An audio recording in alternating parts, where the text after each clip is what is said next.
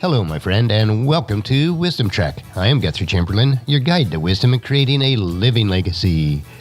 Thank you for joining us for our 5-day-per-week wisdom and legacy building podcast. Today is day 816 of our trek, and it is Wisdom Wednesday. The past several weeks on Wednesday, we have been focusing on interpreting current events through a biblical worldview. To establish a biblical worldview, it is important that you have the proper understanding of God's Word. Especially in our Western cultures, we do not fully understand the Scriptures from the mindset and culture of the authors. In order to help us all have a better understanding of God's Word, I would like to invest the next several weeks reviewing a series of essays from one of today's most prominent Hebrew scholars, Dr. Micheal S. Heiser. He has compiled a series of essays into a book, I Dare You Not to Bore Me with the Bible. We are broadcasting from our studios at the Big House in Marietta, Ohio. If you ever invest much time around teenagers, and even adults for that matter, you will soon realize that within a certain group, they start acting very similar, dressing the same, walking the same, using the same vernacular, and even taking on many of the same practices and traditions. It was not any different when God called Abraham as a chosen person to start a new nation. Abraham, Isaac, and Jacob, and indeed the entire nation of Israel, had many of the same practices, habits, and traditions of the surrounding nations and peoples groups. We in our Western culture and society, through the millennium, have morphed into a much different mindset and practices. Because of this and the practices we have adopted, it is difficult to take on the mindset of the ancient Israelites and their surrounding nations. So our essay for today is titled, Walk Like an Israelite. Dr. Heiser explains his mindset change came during graduate school, when he took a course on the Ugaritic language, which came from the Persian area and dates back to the calling of Abraham. Isaac puts it this way, Cuneiform tablets changed my life, and I'm not kidding. As I look back on my 15 years of graduate school and biblical studies, the turning point on how I view the Bible was my course in Ugaritic, a cuneiform language very similar to Biblical Hebrew. The class compelled me to transform how I read the Bible in context, from native platitude to issues of spiritual integrity. Dr. Heiser says it was his Bible study epiphany. Most of us have had the impression that interpreting the Bible in context meant learning from a piece of pottery here, an odd custom there, or having a factual acquaintance with who was alive and what those people were doing at the time of the biblical event.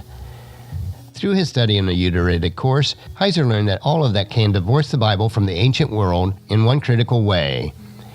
It can exclude religious or theological ideas from all the context talk. It is easy to presume that most of the biblical theology context was unique to Israel. We usually think that Israel shared some cultural customs with pagan Gentiles, like diet, dress, marriage, and family structure. When we come to think about Israel's religious worldview, we think that it was uniquely handed down from heaven, having no common links with paganism. But this is just not true. The similarities to the Ugaritic tablets are striking. For starters, the people in the city of Ugarit, which was a city-state in ancient Syria, described their gods in words and phrases that were used in the Old Testament. In a number of cases, this is actually word for word. Their chief deity shared the same name, El, as the God of Abraham, Isaac, and Jacob. The important difference is that El of Ugarit could hardly be called holy by any biblical standards. The honorary titles and other descriptions of the Ugarit El and his primary assistant Baal are applied to the God of Israel in many passages in the Old Testament. There are other examples. The behavior of the prophets and the use of divination compared to casting lots or consulting the ephah have clear ancient Near Eastern parallels. The design and purpose of the Ark of the Covenant align well with the boxes known as pelagorins in ancient Egypt. Trial by ordeal, such as what is found in Numbers chapter 5, where a woman accused of adultery must drink a potion to test her fidelity, occurred also in surrounding cultures. The term for Israelite sacrifices are found in the ancient Gentile religious text. Another example is the belief that the sky was a solid mass as part of the ancient Near Eastern cosmology is shared by the Bible. In Job chapter 37 verse 18, he makes the skies reflect the heat like a bronze mirror. Can you do that? In Proverbs chapter 8 verse 28, I was there when he set the clouds above, when he established the springs deep in the earth. In our thought process, the notion of the seat of our intellect or emotion is referred to heart or mind. In the ancient Near Eastern thought, including Israel, the intellect and emotions were the kidneys or intestines. This is common throughout the ancient world. So what are some of the spiritual lessons and implications about this? Discovering some of these nuances may be a little bit shocking. Can God use a temporary discomfort of our mindset to produce honesty with our understanding of biblical text? we need to think like an ancient Israelites to better understand the Old Testament. Israelite religion had some significant divergence from the other religions in the surrounding nations, but on a whole, there were more similarities than differences. I've come to the realization that the correct interpretive context for the Bible is not the early church, the Protestant Reformation, the Puritan, or modern evangelicalism. Those historical contexts are alien to the Bible. Rather, the context for understanding the Bible is the historical, literary, intellectual, and religious context in which it was written. Although he could have done so, God did not change Israel's culture when dispensing the truth. He didn't give the Israelites a new culture that was dramatically distinct from Israel's neighbors. The choice would have produced something indecipherable for the people of the time. That would have undermined the whole enterprise of communication. What this means is that inspiration operates within cultural contexts chosen by God and His sovereign wisdom.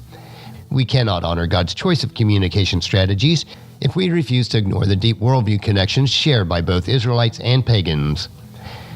The profound contextual overlaps between Israel and her pagan neighbors was a wise theological tactic on God's part.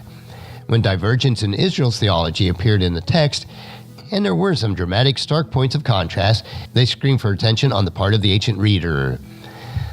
Unlike the pagan deities, Israel's God could not be cajoled like an idol. Yahweh could not be brought down to earth and tamed. Laws and sacrifices were set in specific covenant contexts, giving them a unique theological dimension. Yahweh would rather have faith and loyalty than sacrifice. As the prophet Samuel tells us in 1 Samuel chapter 15, verse 22. But Samuel replied, "What is more pleasing to the Lord, your burnt offerings and sacrifice, or your obedience to His voice? Listen, obedience is better than sacrifice, and submission is better than offering the fat of rams." Well, that will conclude our essay for today. Next Wisdom Wednesday, we will look at Dr. Heiser's next essay titled, "Even the Bible Needed Upgrading." I believe that you will find this another interesting topic to consider as we build our biblical worldview. Tomorrow, we will continue with our 3-minute wisdom nugget that will provide you with a bit of wisdom that, if followed, will allow you to grow healthier, wealthier, and wiser each day. So encourage your friends and family to join us, and then come along with us tomorrow for another day of Wisdom Trek, creating a legacy. That will finish our trek for today. If you'd like to listen to any of the past 815 treks or read the Wisdom Journal, they are all available at wisdom-trek.com. You can also subscribe to iTunes or Google Play so that each day's trek will be downloaded to you automatically. And thank you so much for allowing me to be your guide, your mentor, but most importantly, I am your friend as I serve you through the Wisdom Trek podcast and journal. And as we take this trek of life together, let us always live abundantly, love unconditionally, listen intentionally, learn continuously, lend to others generously, lead with integrity, and leave a living legacy each day. I am Guthrie Chamberlain, reminding you to keep moving forward, enjoy your journey, and then create a great day every day. See you tomorrow.